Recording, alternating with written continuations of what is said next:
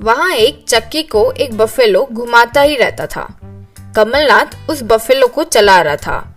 इतने में वहाँ एक व्यक्ति आकर, कमल भाई इसे जरा पीस कर देना, कहते हुए उसने एक भगोनी में दाल को दिया। बैठो रामलाल, 1 मिनट में दाल को पीस कर देता हूँ, कहते हुए उस दाल को चक्की में डाला और हाय हाय कहते हुए बफेलो को चलाया। बफेलो घूम रहा था और चक्की में दाल पिसने लगा। कमलनाथ पीसी हुई दाल को बाहर निकालकर जिस भगोले में रामनाथ ने दाल दिया, उसी भगोले में दाल को डालकर दे दिया। कितना? 10 रुपए। 10 रुपए देते हुए रामलाल, तुम बहुत अच्छे हो कमल भाई, बहुत कम पैसे लेते हो। अरे दाल को पीसना कौन सा बड़ा काम है, थोड़ी ना पीसे हुए दाल से दाल को निकाल रहा हूँ।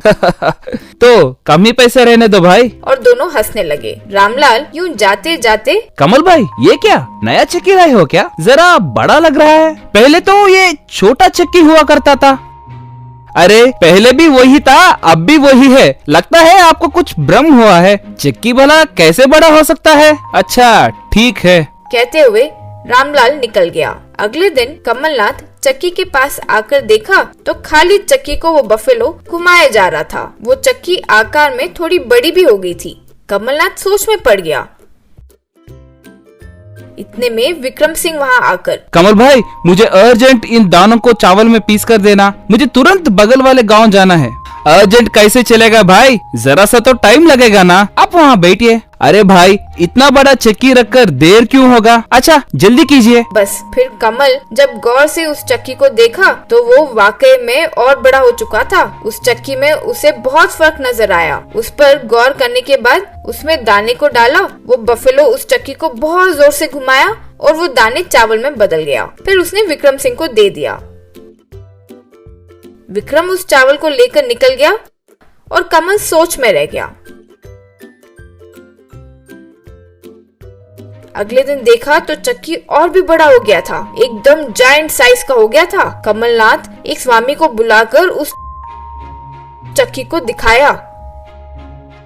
स्वामी जी उस चक्की के इर्द गिर्द घूमकर उसकी जांच करते हुए, इस चक्की का बड़ा होने का और तुम्हारे बफेलो का कुछ संबंध है। पता नहीं क्या संबंध है, चक्की तो बड़ा होते जा रहा है और बफेलो बूढ़ा होते जा रहा है, लेकिन इसकी तेजी तो रुकती ही नहीं। ये चक्की और बड़ा होते गया तो ये बूढ़ा बफेलो उसे घुमा नहीं पाएगा, और अगर ये चक्की घूमना रुक गया तो मेरा जीवन तो गया। चक्की का छोटा होने का कोई रास्ता है तो दिखाइए स्वामी। अगर चक्की बड़ा हो गया तो तुम्हारे लिए अच्छा ही होगा, ये मैं अंदाजा लगा सकता हूँ, लेकिन मुझे अभी उसको छोटा करने का कोई रास्ता नजर नहीं आ रहा। मुझे 2 दिन का वक्त दो कमलनाथ। अगर ये चक्की बड़ा होते गया तो ये बफेलो उसे नहीं चला पाएगा, इसलिए इस बफेलो को बेचकर एक ताकतवर बफेलो लेकर आना पड़ेगा। यूं सोचा।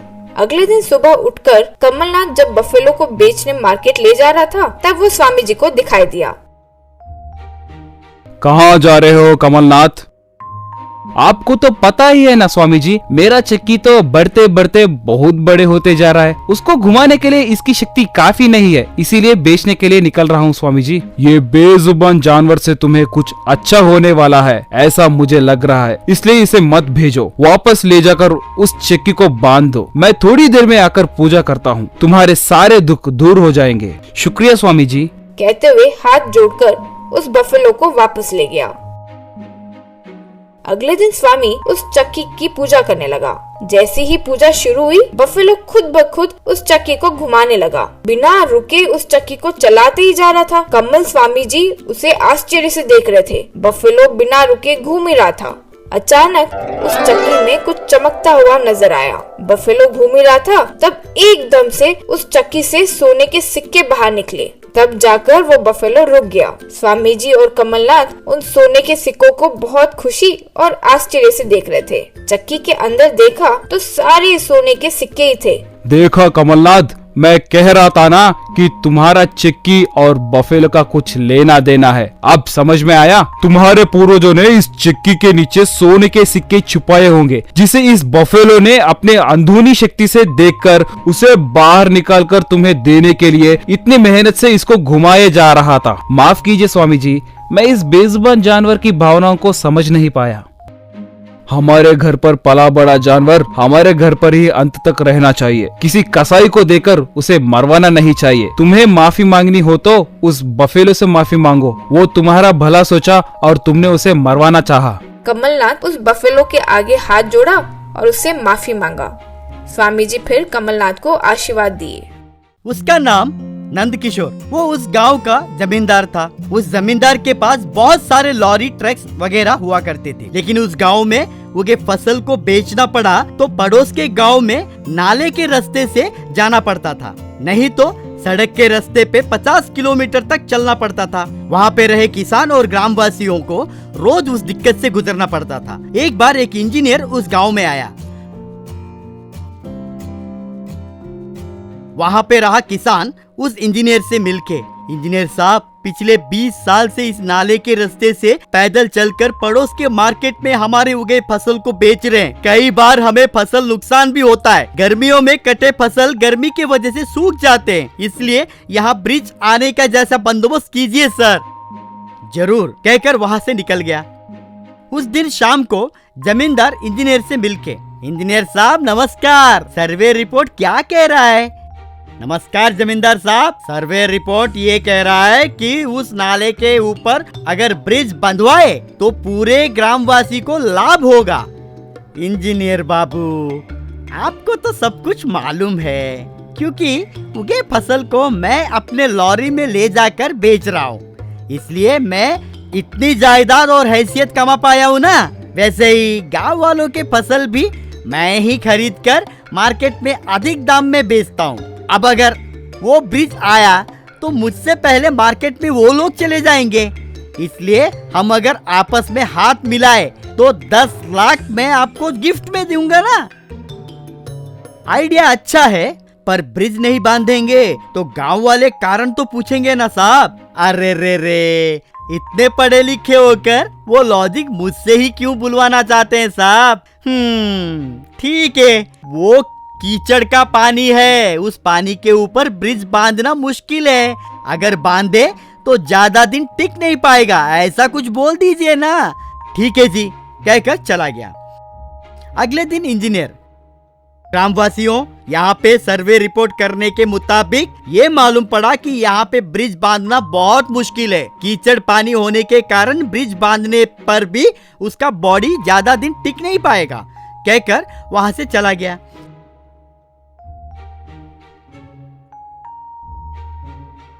अगले दिन अशोक नाम का युवक शहर से पढ़ाई खत्म करके गांव लौटा। घर पे आया तो उसके पिता, क्यों रे, सफर कैसा रहा? एग्जाम सभी ठीक से लिखा ना? सुपर पापा, बहुत अच्छा लिखा। वैसे क्या हुआ पापा? गांव वाले सभी इंजीनियर कोई आया है कहकर बातें कर रहे। वैसे वो इंजीनियर क्या बोला? क्या बोलेंगे, हमेशा की तरह वही जवाब, कीचड़ में पानी है, ब्रिज नहीं टिकेगा। वो क्या पापा, समंदर पे ही ब्रिज बांध रहे हैं, एक छोटे से नाले पे ब्रिज नहीं बांध सकते क्या? आश्चर्य लग रहा है, कहकर अशोक बांस की लकड़ी के ऊपर चलते हुए ब्रिज के पास गया। उस कीचड़ पे बांस की लकड़ी की मदद से चलना शुरू किया। अरे, ये बांस की लकड़ी मेरे वजन को भी संभाल पा रही है, नीचे भी नहीं लग रहा है, सोचकर बाद में अपने पिता की मदद से एक ट्रक पूरा बांस की लोड लेकर आया और उसकी मदद से बैम्बू ब्रिज को बंधवाया।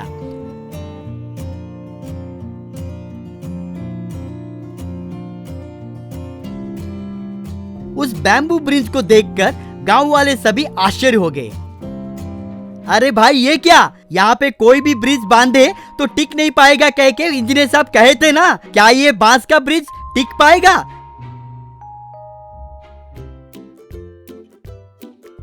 तब अशोक एक लॉरी को लाकर उसके ऊपर चढ़ाया। लॉरी के वजन ही संभाल पा रहा है, मतलब ये बैम्बू ब्रिज बहुत ताकतवर है, आप लोग हिम्मत धरिए। तब से गांव वाले सभी उस बैम्बू ब्रिज का सही दिशा में उपयोग करके उनके फसल को मार्केट में अच्छे दाम में बेचने लगे।